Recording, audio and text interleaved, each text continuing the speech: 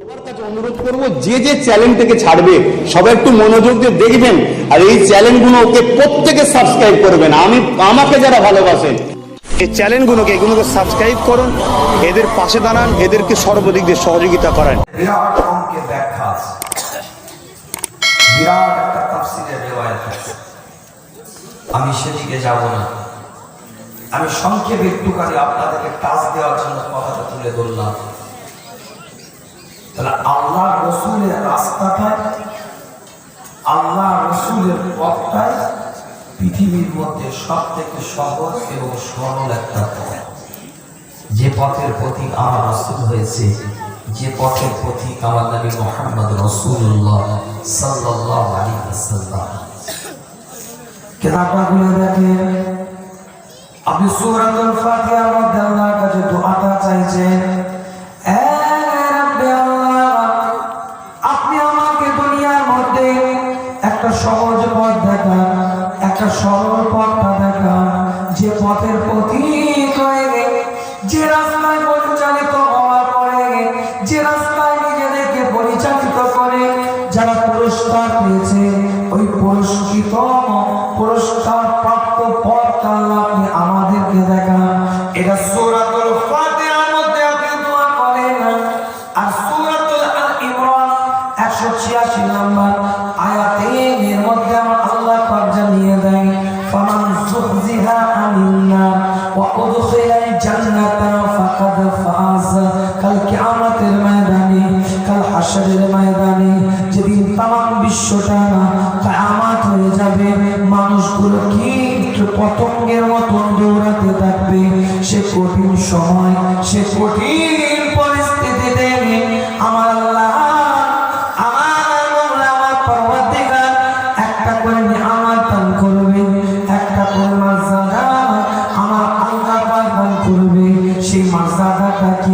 দুনিয়ার মধ্যে যারা ইবাদতটা করেছে, দুনিয়ার মধ্যে যারা আল্লাহর প্রশংসা করেছে, আল্লাহর ইবাদতের মধ্যে জীবনটাকে কাটিয়ে দিয়েছে, এই মানুষগুলোর জন্য কাল কিয়ামতের ময়দানে আমার আল্লাহ পুরস্কার দিবে। দুনিয়াতে তাদেরকে কোনো পুরস্কার আল্লাহর তরফ থেকে পাবে না, কিয়ামতের ময়দানে তাদেরকে জাহান্নামের দরজা থেকে টেনে হিচড়ে বের করে নিয়ে আসা হবে। ওয়া উদখিলাল জান্নাতা ফাকাদ ফাজ, এবং আল্লাহর তরফ থেকে তাদেরকে জান্নাতি বানিয়ে দেওয়া হবে। জোরে বলবেন সুবহানাল্লাহ, একটু চিৎকার দিয়ে বলা যাবে না? তাদেরকে আল্লাহ নিয়ামত দিবে, মর্যাদার প্রতিকারী সহজ সরল পথ যারা পাবে তারা পুরস্কার প্রাপ্ত হবে। তাই দোয়া আল্লাহর তরফ থেকে, আল্লাহর কাছে বান্দার তরফ থেকে দোয়া চাওয়া হচ্ছে, আল্লাহ তুমি আমাকে সহজ পথটা দাও, সরল পথটা দাও, যে পথের পথিক হয়ে নবীগণ, সিদ্দিকীন, সালেহীন, যে পথের পথিক হয়ে তোমার দরবার থেকে পুরস্কার প্রাপ্ত হয়েছে, সেই পথটা দেখাও। এটা সূরাতুল ফাতিহা। আর সূরাতুল আল ইমরান 186 নম্বর আয়াত বলছে, আল্লাহ তাদেরকেই পুরস্কৃত করবে যাদের নামাজটা দুনিয়ার বুকে লোক দেখানো নয়, যাদের রোজাটা দুনিয়ার বুকে লোক দেখানো নয়, যাদের যাকাতটা দুনিয়ার বুকে লোক দেখানো নয়, যাদের হজটা দুনিয়ার বুকে লোক দেখানো নয়, যাদের জিকিরটা দুনিয়ার বুকে লোক দেখানো নয়, যাদের সিজদাটা পৃথিবীর বুকে লোক দেখানো নয়, যাদের রুকুটা দুনিয়ার বুকে লোক দেখানো নয়, যাদের বন্দেগীটা দুনিয়ার বুকে লোক দেখানো নয়, তাদেরকে আল্লাহ পুরস্কৃত করবে। সুবহানাল্লাহ।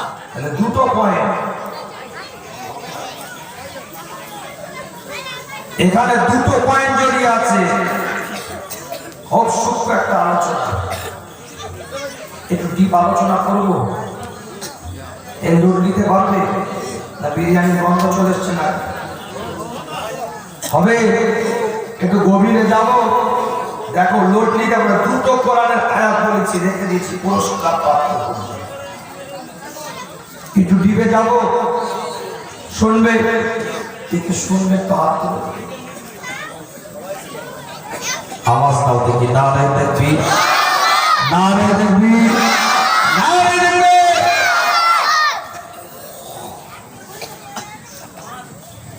আল্লাহ পাক সকলকে কবুল করেন, সকলে বলেন আমিন। বাদশাহ হারুন আর রশিদের আমলে প্রত্যন্ত একটা গ্রামের মানুষ বসবাস করে। সেই গ্রামের মানুষ স্বামী স্ত্রী দুজনে আলোচনা করছে, খুবই গরিব, যে বাদশাহ হারুন আর রশিদের কাছে তুমি যাবে, বাদশাহ দরবারে কত মানুষ কত রকম পুরস্কার নিয়ে যায়, উপঢৌকন নিয়ে যায়, উপহার নিয়ে যায়, তুমি কি নিয়ে যাবে? তোমার তো কিচ্ছু না, তুমি কি নিয়ে যাবে? তো দীর্ঘক্ষণ আলোচনা করার পরে স্বামী স্ত্রী দুজন মিলে ডিসাইড করলেন যে বাদশাহ দরবারে যাব। বাদশাহ একটু আমরা কিছু তো নাই, এখানকার একটু মিষ্টি পানি, মিঠা পানি, সুন্দর পানিটা বাদশাহকে উপহার। বাদশাহ হারুন আর রশিদের দরবারে ওই মানুষটা চলে যায়। দীর্ঘদিন ধরে, দীর্ঘ সময় ধরে মাথার উপরে কলসিটা নিয়ে প্রায় 15 দিন ধরে হেঁটে হেঁটে বাদশাহ হারুন আর রশিদের দরবারে গিয়েছে। বাদশাহ হারুন আর রশিদের সামনে কলসি ভরা পানিটা যে খুলেছে, পানিটা দিয়ে দুর্গন্ধ বেরোচ্ছে, এত পুরনো হয়ে গেছে। 15 দিনে পানি মাথায় করে নিয়ে গেছে। বাদশাহ হারুন আর রশিদের দরবারে যখন খুলেছে, দুর্গন্ধ বেরোচ্ছে। বাদশাহ হারুন আর রশিদ কিছু বললেন না তাকে, কোন রকম প্রশ্ন করলেন না তাকে, কলসির পানিটাকে ফেলে দিতে বললেন। আর কলসির মধ্যে যত মটকন ভর্তি হবে সব আশরাফিটার মধ্যে প্রবেশ করিয়ে দেওয়ার অর্ডার দিলেন।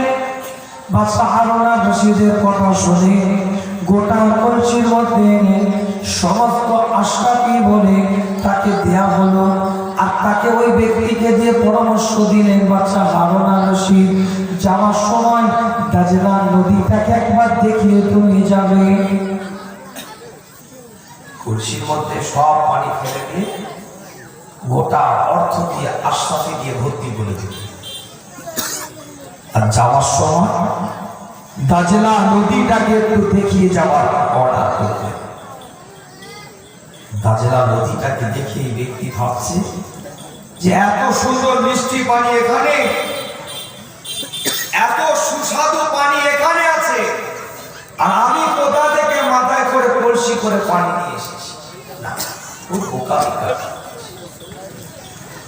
যে ব্যক্তিটা দাজলা নদীটা দেখার চেষ্টা, ওই মানুষটাকে বলছে, আচ্ছা ভাই, আমি তো বাদশার কোন রকম মন জয় করতে পারিনি, তার জন্য যা পুরস্কার উপঢৌকন নিয়ে এসেছিলাম, উপহার নিয়ে এসেছিলাম, এতে তো বাদশার কোন রকম অনুভূত হওয়ার কথা নয়। মানে বাদশা তারপরেও কেন আমাকে এত আশরাফি দিলে?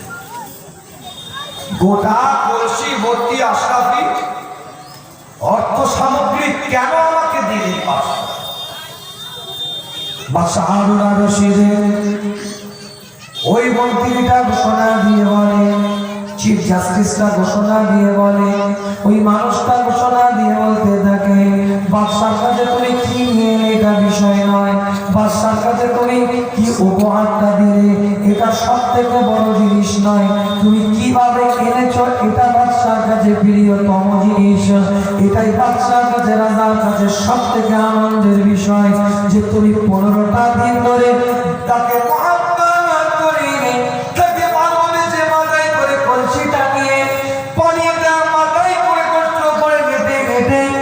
বাদশার কাছে নিয়ে এসেছো।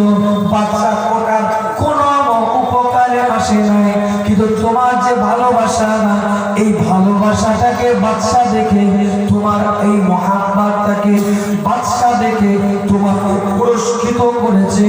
তোমাকে গোটা কলসি ভর্তি আশরাফি তোমাকে বাদশা দিয়েছে। কি দিয়েছে? গোটা কলসি ভর্তি আশরাফি দিয়েছে। যেমন বাদশা ওই ব্যক্তিটা সামানে খুশি নয়, যেমন হারুন আর রশিদ ওই ব্যক্তিটা দেওয়া পুরস্কারে খুশি নয়, ওই ব্যক্তিটা দেওয়া উপঢৌকনে খুশি নয়, কিন্তু ওই ব্যক্তিটা কিভাবে উপঢৌকনটা এনেছে এটার উপরে খুশি। ঠিক ওই রকম আল্লাহ দরবারে আপনি কি রকম নামাজটা কি রকম ভাবে আদায় করছেন বিষয় এটা নয়, কতটা ভালোবেসে আল্লাহ দরবারে ইবাদতটা করছেন, কতটা মুহাব্বত করে, এটার উপরে আল্লাহ রহমতটা আপনার সাথে জড়িয়ে আছে। আমার কথা বুঝতে পারছেন? কথা কিছু বুঝতে পারলেন? এটা প্রশ্ন করে বুঝতে পারলেন? বাদশা তার পানিটা কোনো কাজে আসে রে, কিন্তু তারপরেও কলসি ভর্তি আশরাফি তাকে দিলেন।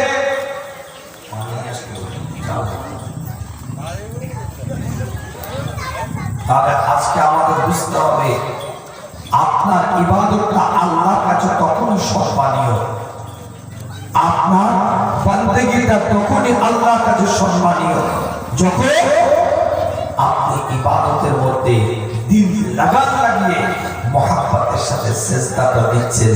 বান্দা যখন সিজদায় চলে যায় আমার আল্লাহ সব দাবি বান্দা থেকে উঠিয়ে নেয়। জোরে বলেন সুবহানাল্লাহ। কি জোরে বলা যাবে না সুবহানাল্লাহ? আওয়াজ নেই। বিদায় নিই, মূল কথাগুলো বলার চেষ্টা করেছি। কেন সকালবেলায় আমারও বাস করা সে এনার্জি নেই পরিষ্কার, আর আপনাদেরও বাস করা ঠিক এনার্জি। আল্লাহ কবুল করে, না এলে নয়, দুটো কথা না বললে নয়। আল্লাহ সকলকে সেটি ভুগতান করেন, সকলে বলেন আমিন। সুন্দর একটা সাবজেক্টের উপরে আলোচনা করার একটা ইচ্ছা ছিল। দুটো কোরআনের আয়াতকে সামনে রেখে আরো দু চারটা হাদিসকে সামনে রেখে কিছু কথা বলবো, কিন্তু যাই হোক আল্লাহ যদি কোনো সময় আনেন ইনশাআল্লাহ আলোচনা হবে। আল্লাহ সকলকে কবুল করেন, সকলে বলেন আমিন। আপনার ভালোবাসে গোকুলনগরের এলাকার মানুষ আজকে নতুন নয়, বাৎসরিক জলসে অনেকবার এসেছি। দরিদ্র দিবস আল্লাহ আনাচ্ছেন, সুন্দর পরিবেশ করেন, আরো ভালো করার চেষ্টা করতে হবে। আল্লাহর ইবাদতের মধ্যে জীবনটাকে তৈরি করেন, শরীয়তটাকে বোঝার চেষ্টা করেন। খালি একটা হাদিস করে বিদায় দেব আপনাদের কাছ থেকে। এই ইহদিনাস সিরাতাল মুস্তাকিম, এই যে আল্লাহ বলেন সহজ সরল পথ, কে মুস্তাকিম।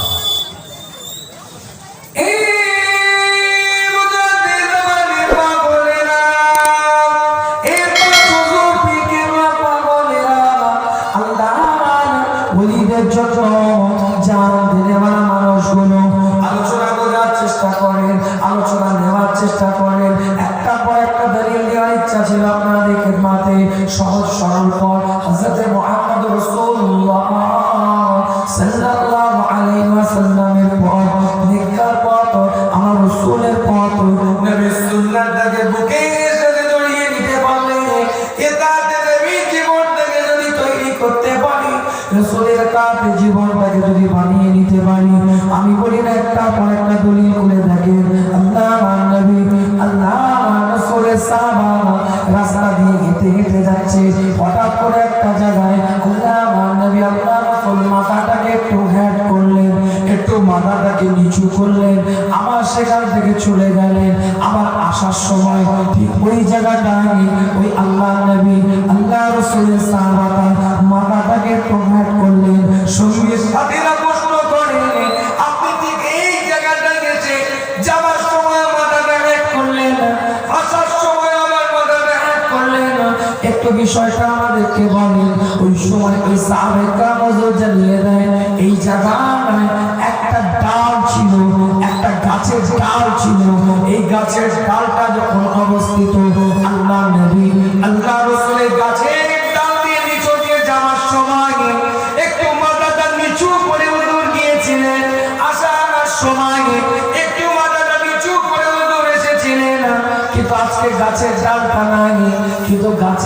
স্থানটা থাকার জন্য আল্লাহ নবী আল্লাহ রাসূল মাথাটাকে হ্যাট করেছে।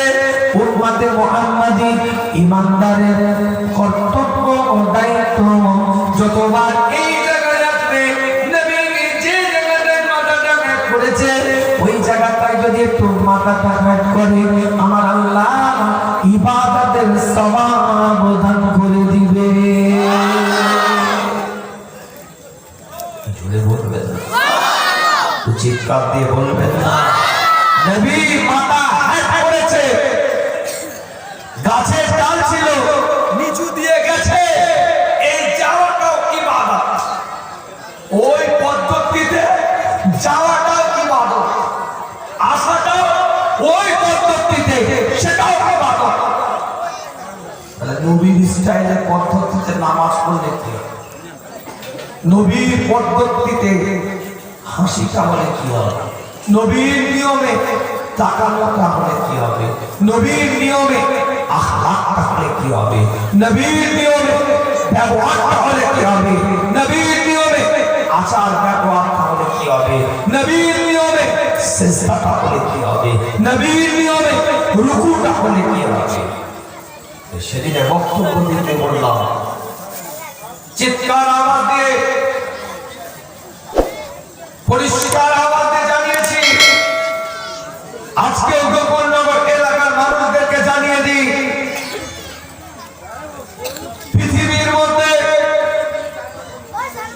কোরআনের যত আয়াতের তাফসীর হয়েছে, পৃথিবীর মধ্যে কোরআনের যত আয়াতের তাফসীর কারক ব্যাখ্যা দিয়েছে, তাফসীর করেছে, হাজার হাজার তাফসীরের ব্যাখ্যা এসেছে। এক একটা আয়াতের রেফারেন্স জানতে গিয়ে, এক একটা অক্ষরের তাহকিক করতে গিয়ে তাফসীর কারকরা পৃষ্ঠাকে পৃষ্ঠা উল্টে দিয়েছে, পৃষ্ঠাকে পৃষ্ঠা লিখেছে।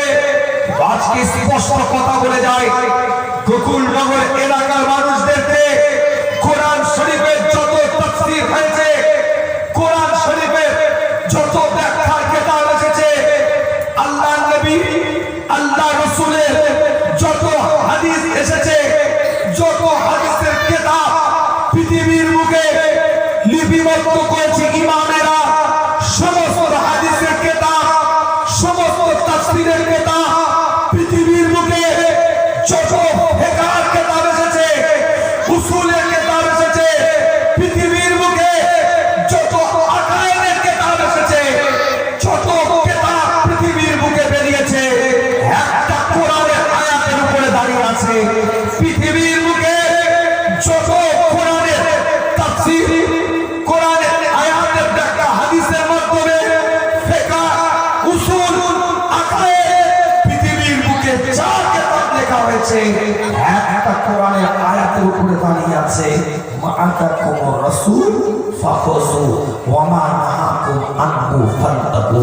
পৃথিবীর প্রত্যেকটা কিতাব এই আয়াতটার উপরে দাঁড়িয়ে আছে। নবী যেটা নিতে বলেছে না, যেটা বাদ দিতে বলেছে বাদ দাও, এটার উপরে ঈমান দাঁড়িয়ে আছে। জোরে বলবেন না, জোরে বলবেন না। আল্লাহ পাক কবুল করেন, সকলে বলেন আমিন। প্রথমেই তো ব্যাখ্যা দিয়ে দিলাম যে ভাই ওয়াজ করবো না বিরিয়ানি খাবো, তখন বললে হাত তুলে ওয়াজ করবো, তাহলে এখন ফার্স্ট ইয়ার সেকেন্ড ইয়ার মারছো কেন? আর এখন তো কোরআন হাদিসের ওয়াজ বাবা শুনবে না, তাই তো রঙিন রঙিন কথা হবে, রঙিন রঙিন কথা হবে, একটু ঠেসা ঠেসি হবে, কত রকম বক্তব্য হবে, সেগুলো শুনবে। আল্লাহ আল্লাহ রাসূলের কথা শুনবে না। আল্লাহ পাক সকলকে সহি বুঝদান করেন, সকলে বলে আমিন। জোরে বলা যাবে আমিন, চিৎকার দিয়ে বলা যাবে আমিন, কলিজা দিয়ে বলা যাবে আমিন। বিদায় নেব তোমাদের থেকে, আসো সেই নবীর সামনে দাঁড়িয়ে একটু সালাতুস সালাম পাঠ করে ছোট্ট করে দোয়া করে বিদায় নেব। ইয়া নবী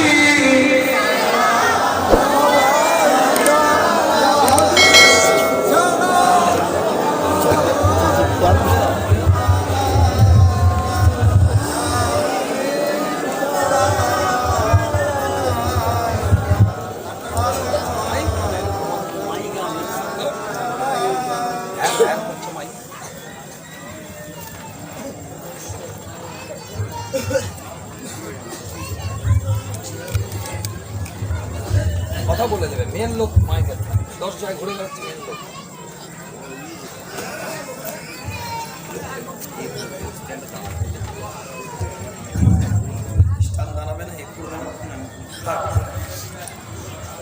সকলে মাদ্রাসার মধ্যে চলে আসে, সকলে মাহফিলের মধ্যে এসে বসে যায়। लाए थे ईमान जो तुम पर क्यों न दे ओ जान, ओ तुम पर मेहरबान रहमान हो, तुम पर खल्क के सब कुर्बान हो, तुम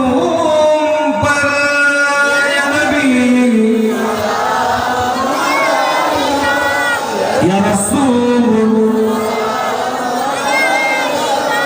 या हबीब,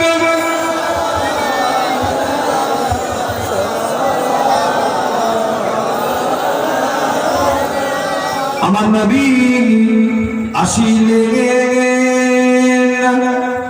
মক্কায়, হামেশা থাকিতেন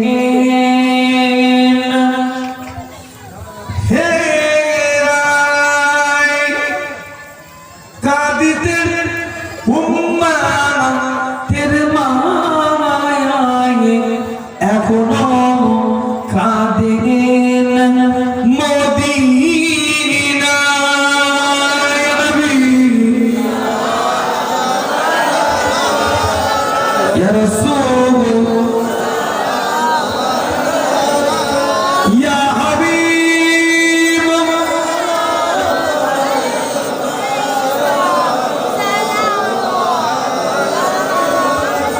गिरने वाला लोगों को थाना कैद से हमको छुड़ा लो, मरने वाले लोगों को बचा लो, हम मदीने में बुला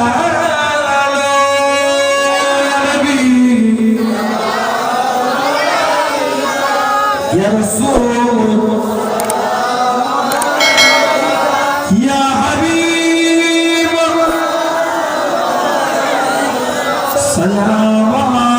सलावतुल्लाह।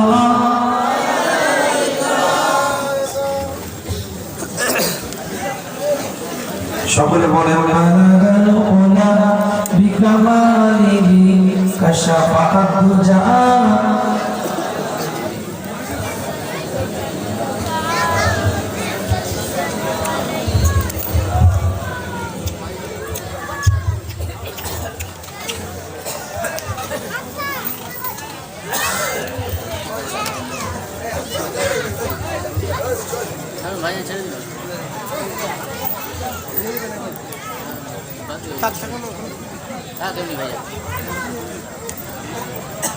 আল্লাহ পাক সকলকে কবুল করেন, সকলে বলেন আমি।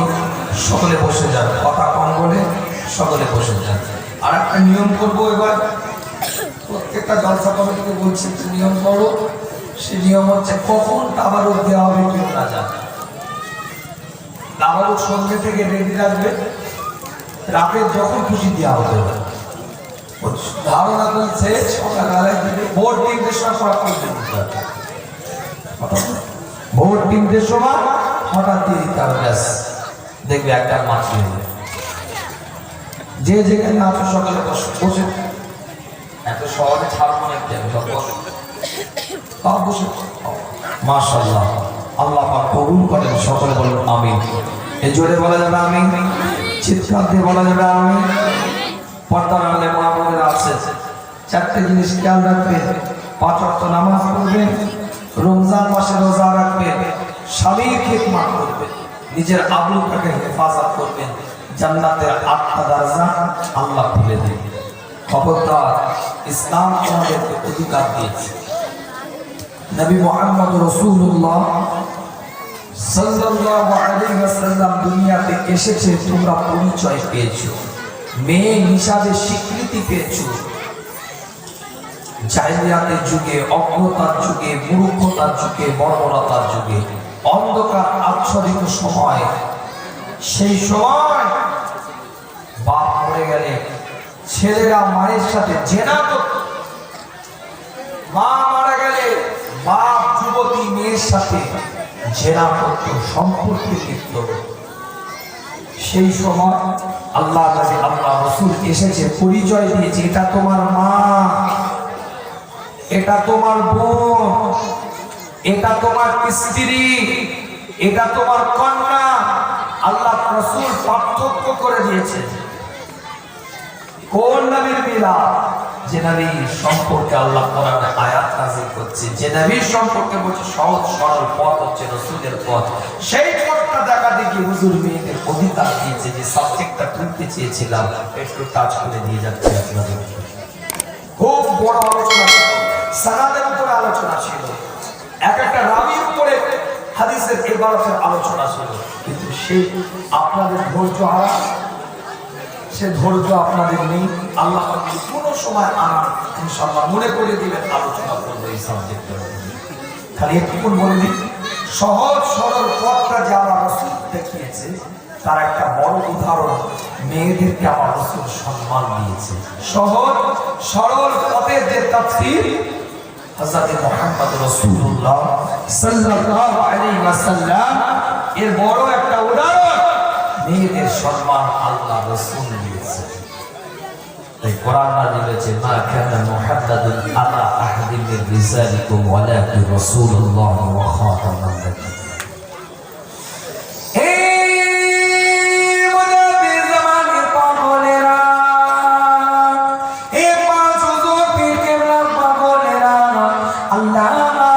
ওলিদের জন্য জান দেওয়ালা মানুষগুলো নবী নবী বলে চিৎকারটা দিবেন, মুস্তাফা মুস্তাফা বলে চিৎকারটা দিবেন। সেই নবী মেয়েদের অধিকারটা দিয়েছে, সেই রাসূল মেয়েদের সম্মানটা বাড়িয়ে দিয়েছে।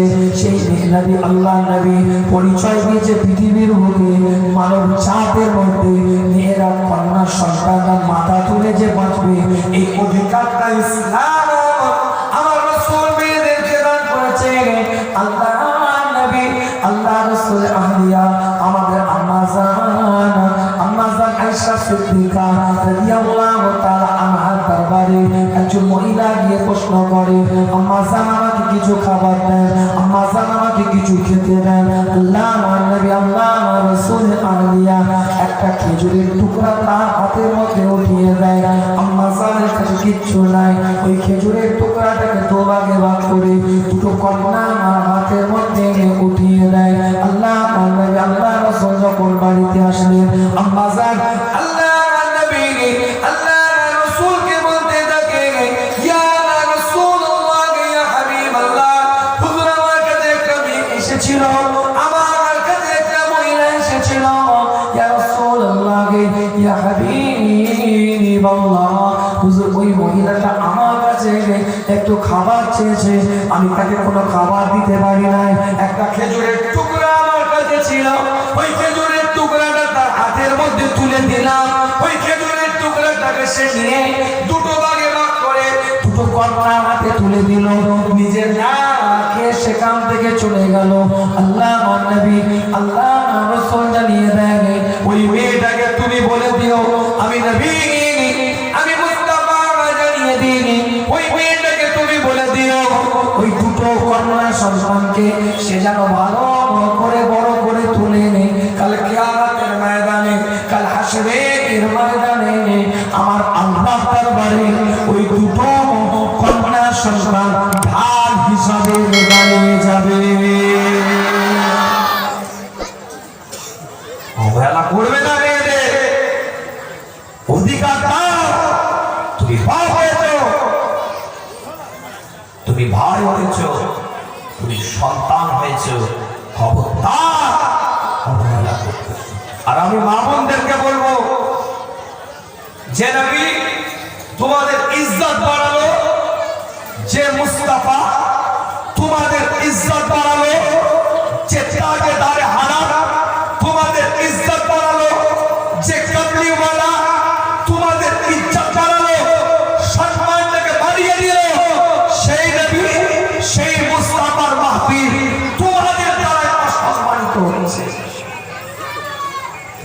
ঠিক হচ্ছে তো?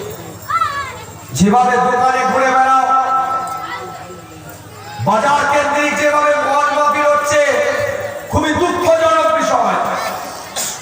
অন্য বাজারে গিয়ে অন্য সময় কিনবে, আজকে নয়। কোরআনের মাহফিলের পরিবেশ রক্ষণাবেক্ষণ করার দায়িত্ব মা বোনদের। কেন? যে নবীর মেয়েরা, সেই নবী তোমাদের সম্মান দিয়েছে। তোমাদের দ্বারা অসম্মানিত মাহফিলের হলে খবরদার, পরিবেশ নষ্ট না হয়। নোংরামি পরিবেশ করো না। বাজার ঘাট, ফুচকার দোকান, ঘুগনির দোকান, চটপটির দোকান, নোংরামি পরিবেশ করো না। হাত জোর করে বলে যায়, পীরের আওলাদ হিসাবে পায়ে ধরে বলে যাচ্ছি, দোকানপাটি বন্ধ করে, মেলা বন্ধ করে। এই মেলা হচ্ছে জলসার মাহফিলের নষ্টের মূল। কথা ঠিক বলছি? নাটক চলে না, ইসলামকে নিয়ে নাটক চলে না, অভিনয় চলে না, ধামাবাজি চলে না। যারা নাটক করতে গেছে পৃথিবীর বুকে তারা ধরা খেয়েছে। আব্দুল্লাহ ইবনে উবাই ইসলামকে নিয়ে নাটক করতে গেছিল, মুনাফিকদের সরদার হয়ে গেছে। ফিদ্দারকিল আসফাল মিনান নার, নামাজও পড়তো, হজও করতো, নবীর কাছাকাছি থাকতো। কথা বুঝতে পেরেছেন? আব্দুল্লাহ ইবনে সুলুল ইসলামকে নিয়ে নাটক করতে গেছে, অভিনয় করতে গেছে, ধামাবাজি করতে গেছে, ধরা পড়ে গেছে। হাত জোর করে বলে যায়, এতে যদি খুশি না হন, আমি আপনাদের পীরের আওলাদ, আপনাদের পায়ে ধরে বলে যাচ্ছি, মুজাদ্দিদ জামানের বাড়ির আওলাদ হয়ে সিদ্দিক আকবরের খুনটা শরীরের মধ্যে নিয়ে খুবই দুঃখের সাথে বলছি, খুবই কষ্টের সাথে বলছি, আপনাদের পীরের আওলাদ গোটা ওয়েস্ট বেঙ্গলে, গোটা ওয়েস্ট বেঙ্গলের বুকে যদি 12ই রবিউল আউয়ালের দিনে 10,000 জলসা হয়, আমি চ্যালেঞ্জ করছি, এই 12ই রবিউল আউয়ালে 10,000 জলসার মধ্যে 9,000 জলসা কমিটির সেক্রেটারি, সভাপতি, ক্যাশিয়ার জলসা দিনরাতের পেশা নামাজ পড়ে। আজকের কথা বলছি, আমি কাউকে ছেড়ে কথা বলি না, দাওয়াত করবি না, রেখে দে তোর দাওয়াত, তোর দাওয়াত তো ঘরে রেখে দে। জীবনে আমাকে ছায়া মারবি না। আমি স্টেট কাপ কথা বলি, আমার দাদাজান বলতে সরল হবে, সস্তা হবে না। আমি সরল, আমি সস্তা নয়। মোটা ভাত, মোটা কাপড় রেখে যাচ্ছি, হক কথা বলবে। যদি মানুষ নেয় যাবে, আপনার ঘরে বসে থাকবে। হক কথা বলা ছিল। রাস্তার উপরে যেখানে আমাকে রেখেছে, রাস্তা বাঁধের উপরে কাঠের ঘর, কাঠের ঘরও লড়ছে, হুজুরে লড়ছে, শুয়ে আছি। হঠাৎ দেখছি মোবাইলে গেম খেলার আওয়াজ। কথা বুঝতে, ঘুমটা ভেঙে গেছে 4:05, 4:05 ঘুমটা ভেঙে গেছে। কি গেম খেলছে আল্লাহ জানে, বিভিন্ন রকম গেম খেলার আওয়াজ। আমি মনে মনে ভাবলাম, এই পাশের ঘরটায় কোনোদিন আম পাবলিক ঢুকতে পারবে না, এছাড়া কোনো কমিটির বাচ্চার কাজ। কথা বলে কথা ঠিক করছি না। আমি যে ঘরটায় আছি তার পাশের ঘরটায় একটা আম লোক সাহস করে কোনোদিন শুয়ে গেম খেলতে পারবে না। কথা ঠিক বলছি না? এ কোন কমিটির বাচ্চারই কাজ। একটা কাণ্ড জ্ঞানী, কেউ আরাম করছে, কেউ রেস্ট নিচ্ছে। আরে পীরের আওলাদ আমি ধরছি না, এটা মানুষ আরাম করছে, রেস্ট নিচ্ছে। তুমি তো জলসা শুনুনি, তুই ঘুমো, তোর ঘুম পেয়েছে, তুই ঘুমো। আর একজনের ঘুমটাকে ডিস্টার্ব করছো কেন? তুমি জলসা শুনুনি, তুমি ঘুমাও। কমিটির অবস্থা কিছু মনে করো না, আমি স্টেট কাট কথা বলি। আজকে কথা বলছি, তেল মারা বক্তব্য দেওয়া আমার অভ্যাস নয়। আমি উঠলাম 4:42 আমি ফজরের নামাজ পড়লাম ওইখানে।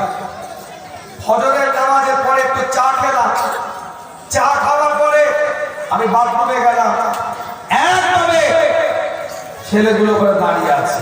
ও ভালোবাসার দরকার নেই, ও ভালোবাসার আমার দরকার নেই। কারণ ফজরের নামাজ কোনো মসজিদে হচ্ছে, একটু টুকটুক করে এসে নামাজটা পড়া যায় না? কথা বলে প্রথমে বলেছি আর দাওয়াত করবি না। ও আমি রেখে রেখে ওয়াজ করতে পারি না, শাক দিয়ে মাছ ধরতে পারি না, আমি দৌড়ে খেল দিয়ে কথা আমি বলতে পারি না। নবী দিবসের মাহফিল করছো সারা রাত জেগে, আর ফজরের নামাজটা পড়লে না, এ বেহায়াগিরি কোথা থেকে শিখেছো? কথা বলেন, কথা ঠিক করছি, রাগ করছে, মারবেন নাকি? জীবনে কারোর মুখের দিকে তাকিয়ে কথা বলিনি, জীবনে কোনো রোগী থেকে ট্রিটমেন্ট করিনি, সারা জীবন রোগ থেকে ট্রিটমেন্ট করেছি, আজকেও গোকুল নগরে রোগটা দেখে ট্রিটমেন্ট করে গেলাম। ভালো লাগলে নিবে, আর নাহলে তাকে তুলে রাখবে, কোনো দরকার নেই। আমার কথা কিছু বলছি বুঝতে পারছে? এ কথা বলেন, কথা বুঝতে পারছে? ওই ওই ওই তামাশা ছাড়া কি করছো? দিন শরিয়াত ইসলাম রেল রেলে রাস্তায় চলবে, গরু পড়বে কেটে বেরিয়ে যাবে, ছাগল পড়বে কেটে বেরিয়ে যাবে, মানুষ পড়বে কেটে বেরিয়ে যাবে, রেল রেলে রাস্তায় চলবে, শরিয়াত শরিয়াতের রাস্তায় চলবে, পীর সাহেব পড়বে কেটে বেরিয়ে যাবে, পীর যারা পড়বে কেটে বেরিয়ে যাবে, আলেম পড়বে কেটে বেরিয়ে যাবে, মৌলানা পড়বে কেটে বেরিয়ে যাবে, ইমাম পড়বে কেটে বেরিয়ে যাবে, কমিটি পড়বে কেটে বেরিয়ে যাবে, সাধারণ মানুষ পড়বে কেটে বেরিয়ে যাবে। শরিয়াত শরিয়াতের রাস্তায় চলবে। শরিয়াত কারো বাবাকালীন সম্পত্তি নয়, তোমার মতো শরিয়াত নয়, তোমাকে শরিয়াতের মতো চলতে হবে। কথা বলেন, কথা ঠিক না? তোমার বাপের সম্পত্তি নাকি শরিয়াত? তোর বাপ দিয়েছে কোরআনের আইন, তোর বাপের সম্পত্তি। খেয়াল করছি, নেবো আবার নেবো না। এই কথা বলেন, কথা ঠিক বলছি না? জলসা কমিটি মাল খেয়ে খেয়েছে, আগের দিন নবী দিবস, পরের দিন মাল খেয়েছে, বেহায়াতের টাকা। এরা মনে কি চান? এই কথা বলেন, কথা ঠিক বলছি না ভুল করছি? পরিবর্তন হওয়া, হাত জোর করে বলে যাচ্ছি, এতে যদি খুশি না হন, আমি আপনাদের পায়ে ধরে বলে যাচ্ছি, ঢেই নাচুনি নেচুনি, অনেক নেচেছো, অনেক হই হই করেছো, মুখে পানি নাও, তারপরে পীর আবু বকর মুজাদ্দিদ জামানের সিলসিলার মানুষ বলে দাবি করবে, বসে পেশাব করো, তারপরে দাদা পীরের ভক্ত বলে, মুরিদ বলে, মুরিদের ছেলে বলে দাবি করবে। তুই পাক পবিত্র থাক, তারপরে দাদা পীরের ভক্ত বলে, দাদা পীরের ভক্তর মুরিদের ছেলে বলে দাবি করবি। মসজিদের 2-3 ওয়াক্ত যা, তারপরে দাদা পীরের ভক্ত বলে, দাদা পীরের মুরিদের ছেলে বলে দাবি করবি। হালালটা খা, তারপরে দাদা পীরের ভক্ত বলে, দাদা পীরের মুরিদের ছেলে বলে দাবি করবি। নাটক করবি না। কথা বলে, কথা ঠিক না? রাগ হচ্ছে নাকি? রাগ হচ্ছে?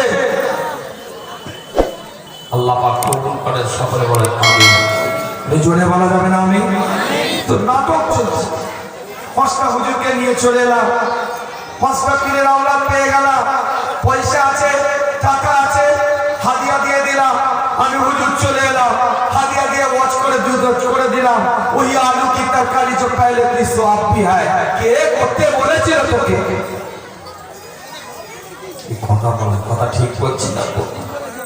যদি বিরিয়ানি খাওয়ারই নিয়ত থাকে, ও দুধের পরে সবরেসারি করে বিরিয়ানি খেয়ে দিবি। আল্লাহ পাক সকলকে সহি বুঝদান করেন, সকলে বলেন আমিন।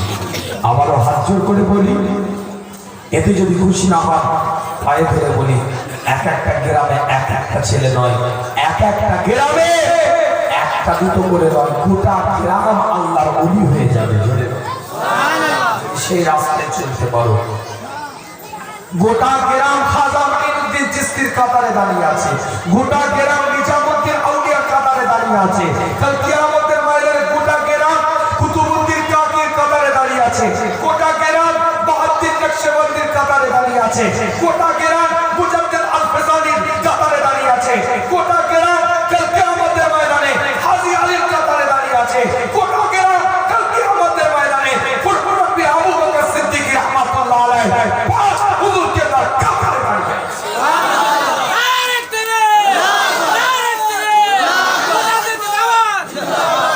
আল্লাহ খানদান ডাকে না, বংশ ডাকে না, রক্ত ডাকে না। আল্লাহ যদি খানদান দেখতেন, বংশ দেখতেন, রক্ত দেখতেন, বিলাদ দেখতেন, খুন দেখতেন, তাহলে আবু জেহেল আবু লাহাব কোনদিন জাহান্নামে যেত না।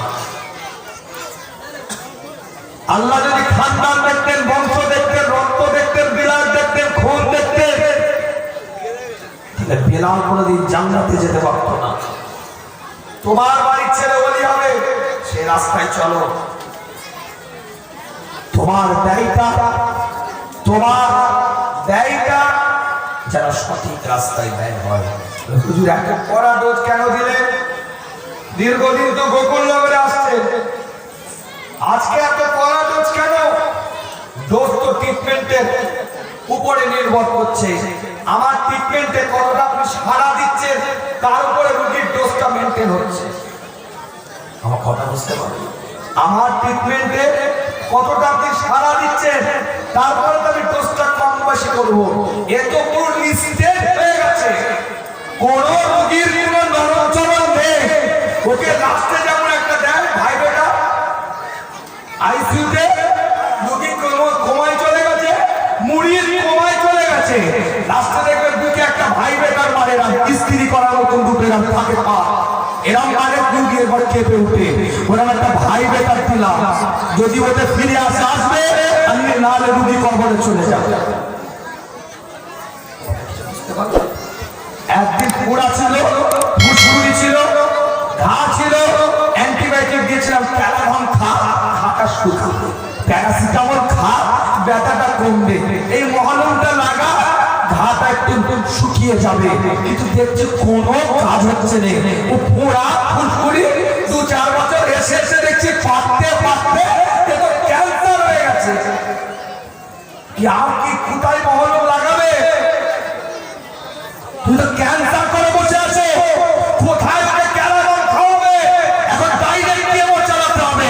যদি শুট করে রোগী ফিরে আসবে, আর যদি শুট না করে কবরে চলে যাবে। কেমো যদি শুট না করে, আমার কথা যদি শুট করে ফিরে আসবে, আর না আমি হুজুরি চিরজীবনের জন্য এই গোকুলনগরে বন্ধ হয়ে যাবে।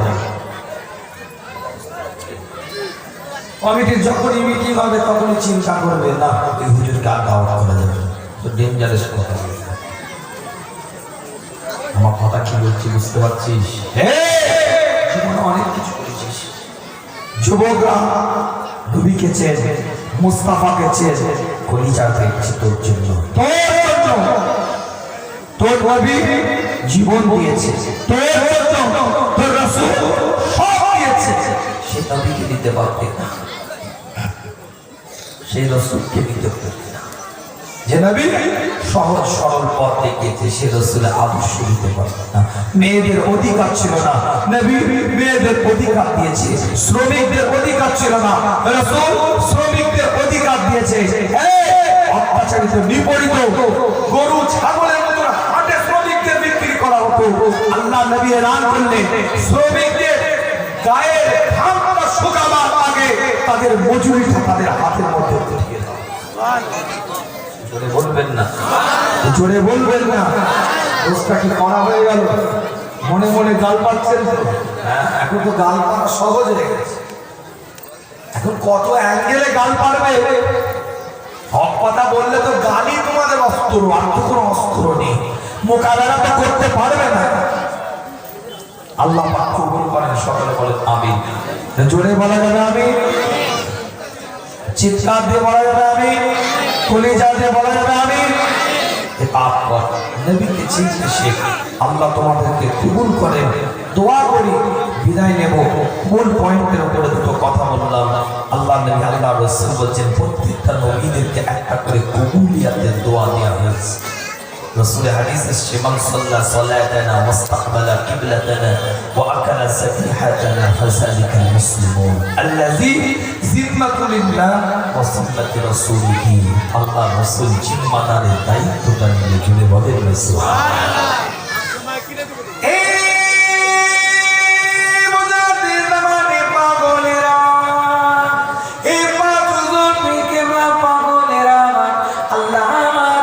ওলিদের জন্য জান দেওয়ালা মানুষগুলো, আমার কথা রাগ করো না বাবা।